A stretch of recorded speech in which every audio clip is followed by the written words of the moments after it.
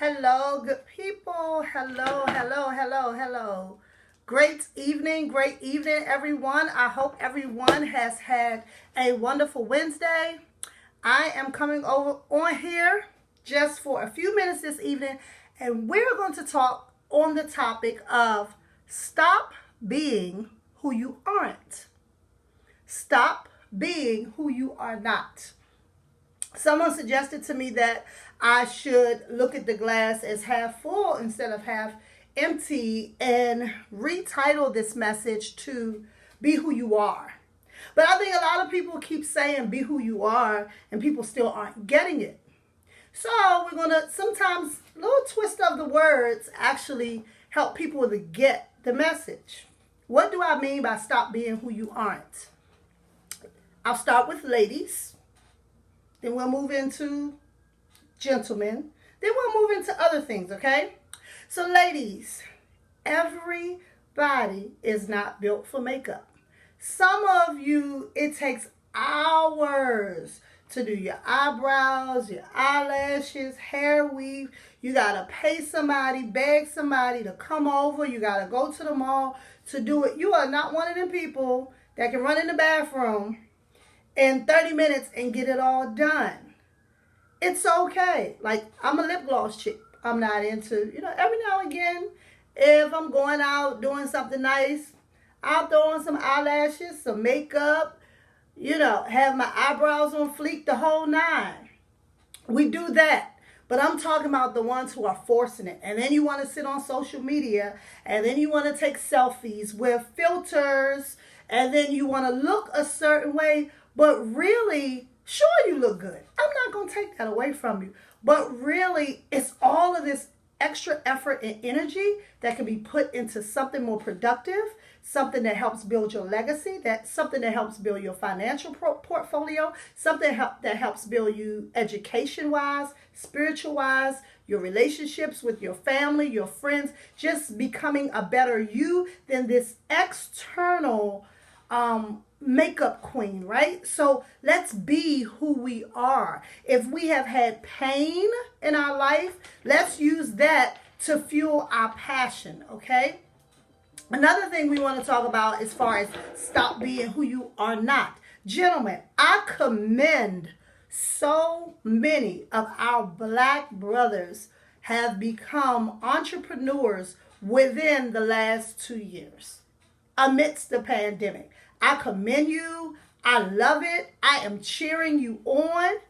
But in your promoting of your business or in your portfolio or in your discussions with clients, be who you are. I would much rather, like, I have people that come out and do different things for me, like detail my car or stuff like that. They be like, listen, sis, I can't make it. My car just broke down. Like, I'm blown behind this. Guess what? Dude being who he is, I'm cool with it. I got honesty. And I'm going to continue to support his business. The kind of thing that is annoying is you hire, somebody to do something on the lines of home improvement or putting something together in your home, and they like, what I'm trying to create is like this essence and this ambiance, and because of the vernacular, and if you look into the details of it, and then it's like all of these words that do not go together, that do not flow properly, and you've said a whole bunch of something without making a point. You have not made one solid sentence that makes sense. Say what you're trying to say, right? Stop. For those who don't know, irregardless is not a word.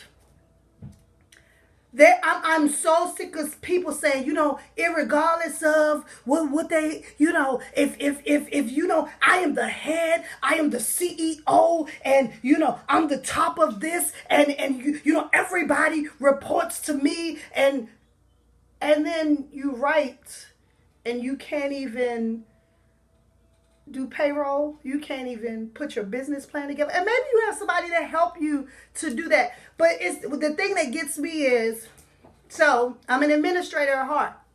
I'll have friends see posts and I'll be like, hey, You might want to check. I got people who do it to me. You might want to check that post. That was spelled wrong. Hey, check your stuff. Oh, you know what? Somebody else did that. And I'll have them to go back and correct it. Be who you are. Like, if you talk however, just let that be who you are. It is okay. You know, there was no greater milestone in my life than when I learned who I am and whose I am, right? I am my authentic self. I love myself. I am artsy. I am not the hair weave eyelash type of chick. You will see me like this one day. The next day my sides be shaved. The next day I'll have a wig all down my back. And the next day I'll be back at my little short blonde boy cut. It's what I like. Like it's who I am. And I love who I am because I'm a good person. The inside of me is so good. I know that I'm a child of the King. Blessings sit on me. Favor sit on me. I am covered. I am protected. I am blessed. Everything that is connected to me is blessed and wins. And that is what wakes me up in the morning happy. I know that I am an administrator at heart. I'm always organizing something, whether it's a room in my own home, or whether it's somebody else's business or my children's lives that I try to do. I'm an organizer. It's authentically who I am. Be who you are. Stop trying to be somebody else. If I tried to force myself to be a makeup artist like my daughter, I'm not. Another thing, I know this one is going to ruffle a whole lot of feathers. I've sat up under some amazing teaching in churches and in leadership. I'm talking about where I gleaned, I got it, I learned, I can regurgitate it, I can live it, I can make it applicable to my life. And then these teachers go to be preachers because they have or believe they have such a following. And on a platform, it's not as personable. I don't know whether nerves come into play or that wasn't what they was anointed to do. Because, you know, those of us who are into the word, there's the fivefold ministry. And some were anointed to be preachers, teachers, prophets. So just because you're a teacher doesn't make you a preacher. Apostles, some apostles. Okay, you get my point. But the thing is, everybody, just because you're an apostle, like, you cannot sit and try to make everything. So please stop trying to be who you are not. Love yourself, walk in who you are, and be who you are. If you are a woman or a man and do not have children, and you know that parenting is in you, somebody's child somewhere needs love. It's okay. Be who you are authentically. I know my dad, the dad that I will go to bat for, he was created to be a father, even though he doesn't have any children. Like, so he is authentically, he is a carer. He cares for me, my children, my grandchildren, my siblings' children. Like, he is authentically a dad.